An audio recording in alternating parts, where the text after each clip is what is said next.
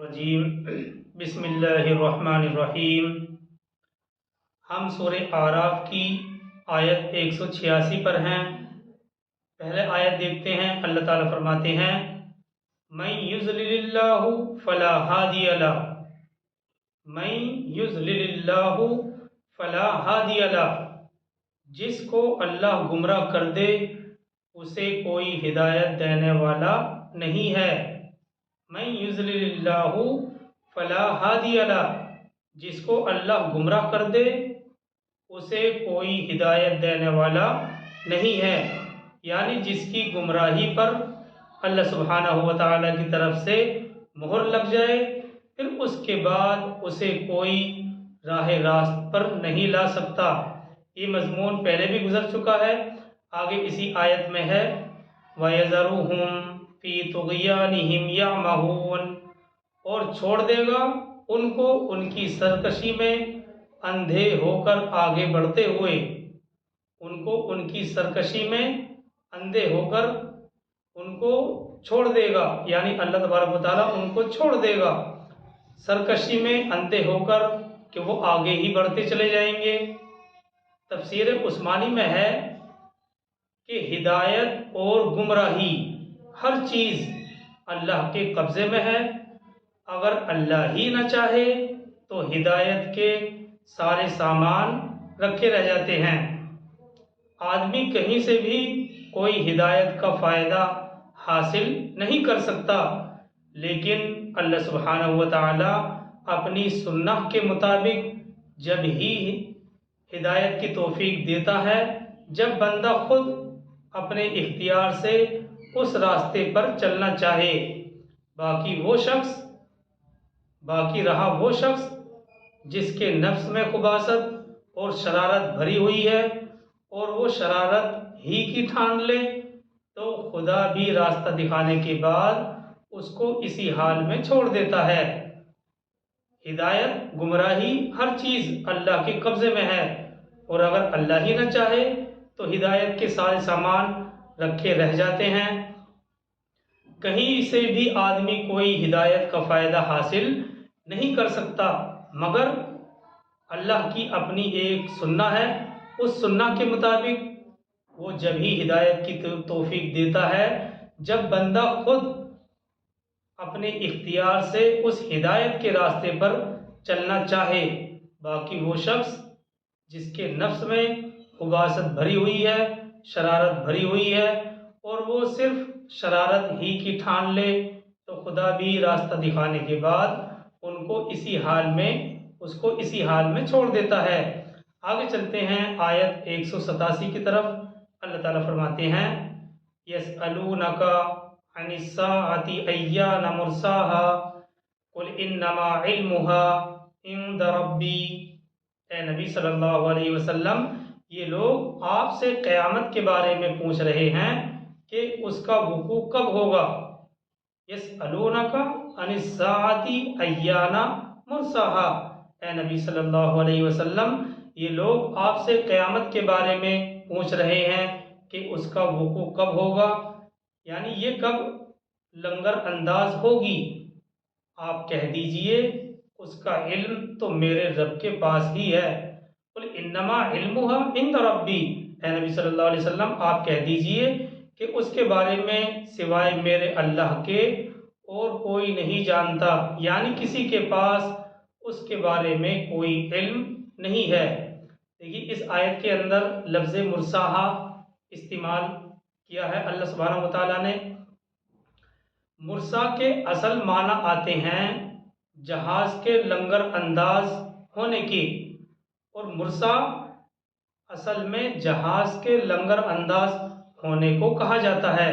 जैसा कि हम सूरह हूद की आयत 41 में पढ़ेंगे, और सूरह हूद की आयत 41 में भी ये लफ्ज़ आया है, बिस्मिल्लाहि मजरेहा व मुर्साहा।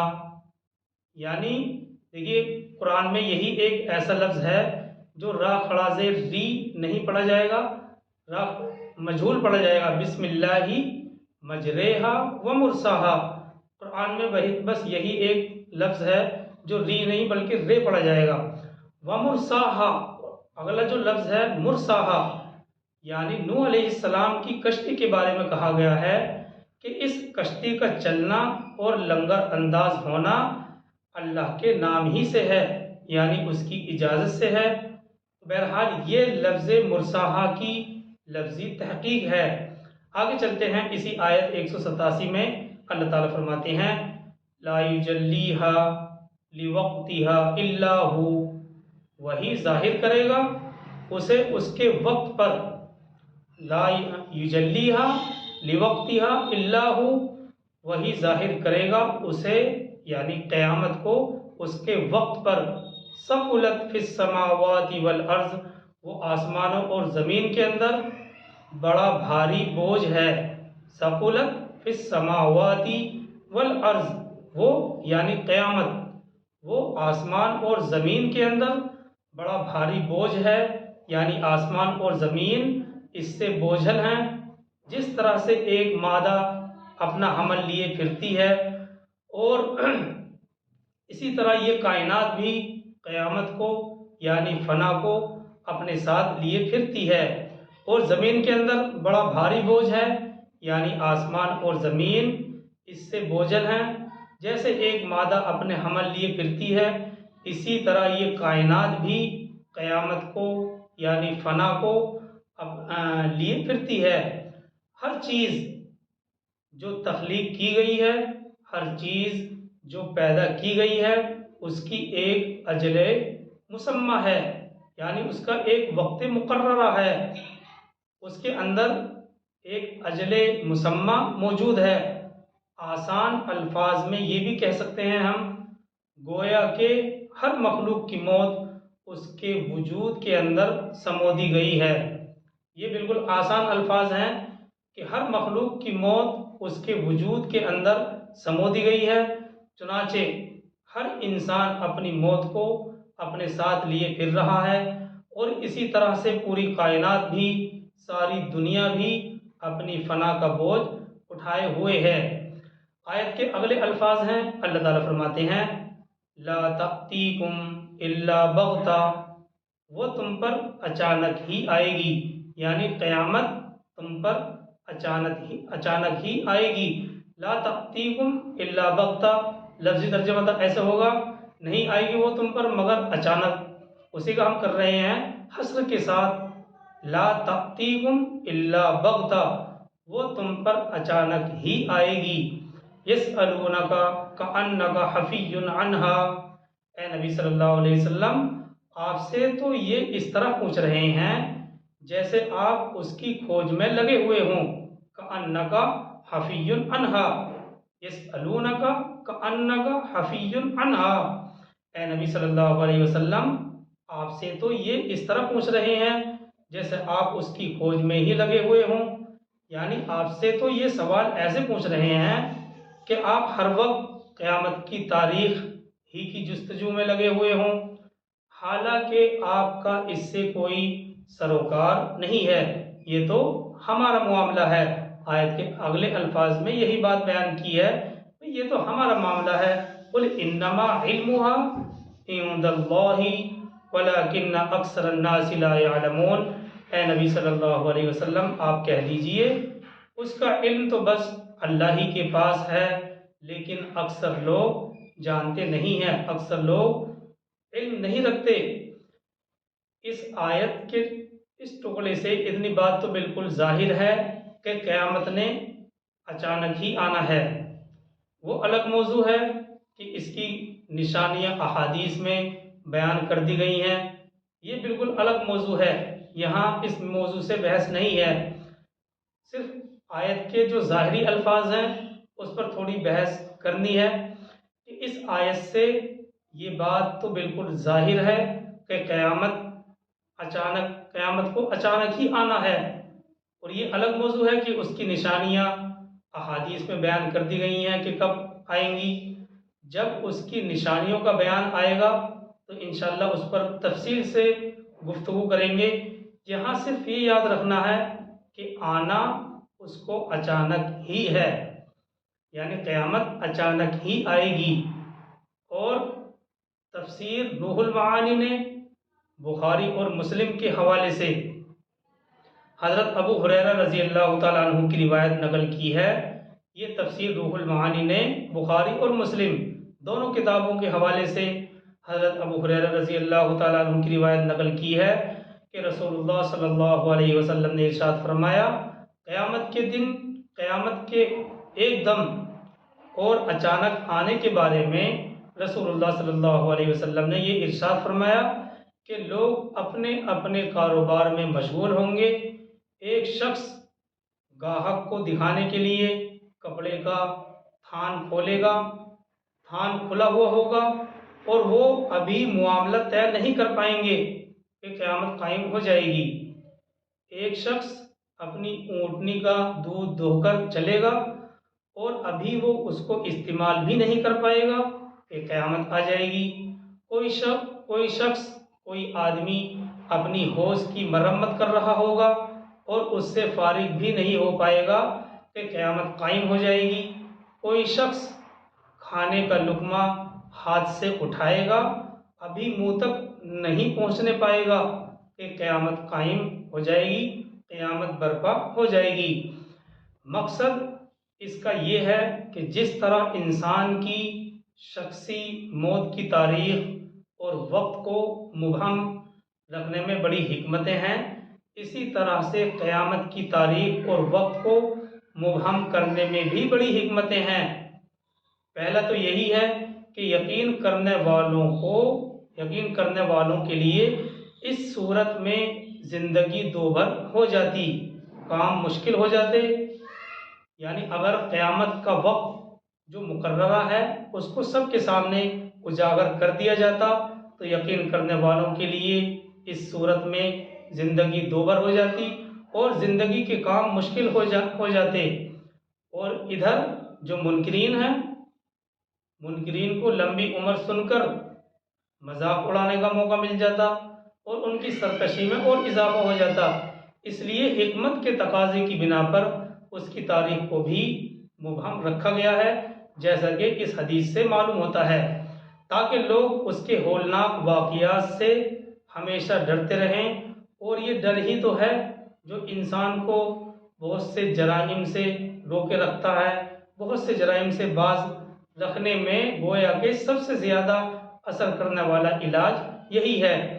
इसलिए इन आयात में ये तालीम दी है कि जब इसका यकीन है कि क़यामत एक दिन ज़रूर आएगी और रब्बुल आलमीन के सामने सबकी पेशी होगी, सबको जवाब देना होगा, उसके उम्र भर के छोटे बड़े सब आमाल का जायज़ा लिया जाएगा, जिसके नतीजे में अब जब ये नतीजा निकलेगा या तो जन्नत की नाकाबिल क़यास और लाजवाल नीमतें उसको हासिल होंगी, लाजवाल नीमतें उसको मिलेंगी, और या फिर माअज़ल्लाह जहन्नुम का शदीद अजाब होगा, जिसके तसव्वुर से भी इंसान का कलेजा मुंह को आने लगता है।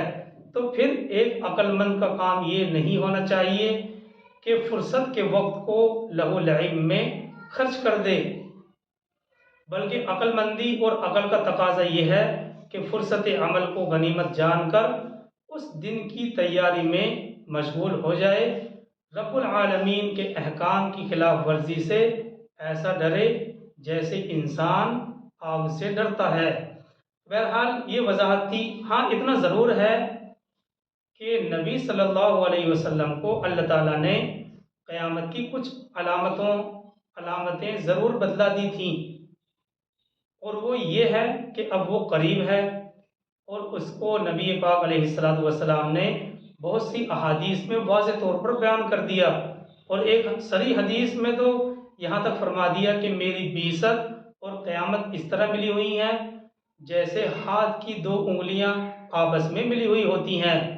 और बाज़ किताबों में जो ये बात कही गई है कि दुनिया की उम्र 7,000 साल है, ये नबी की कोई हदीस नहीं है, बल्कि इसराइली रिवायतों से लिया हुआ एक मजमून है।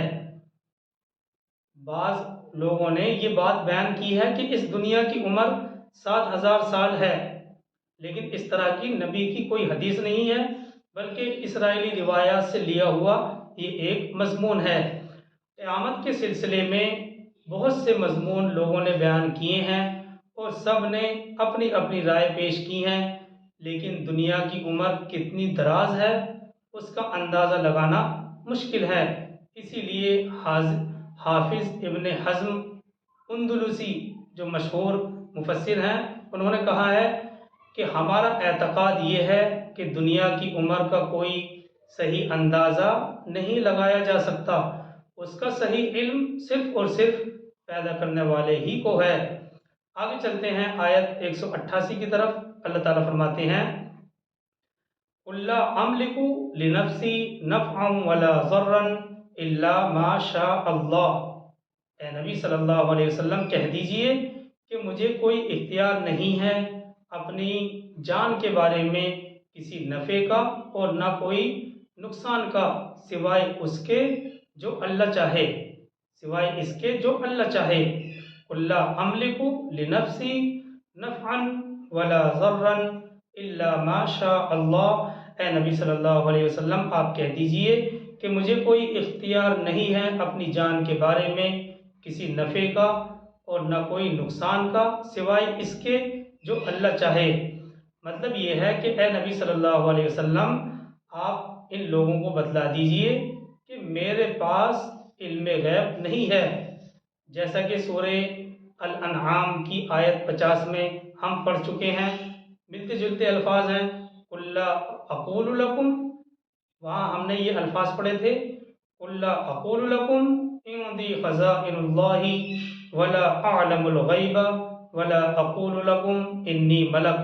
ए नबी सल्लल्लाहु अलैहि वसल्लम कह दीजिए कि मैं ना तो तुमसे ये कहता हूँ कि अल्लाह के ख़ज़ाने मेरे कब्ज़े कुदरत में हैं, और ना मैं तुमसे ये कहता हूँ कि मैं इल्म गैब जानता हूँ, और ना मैं ये कहता हूँ कि मैं कोई फरिश्ता हूँ।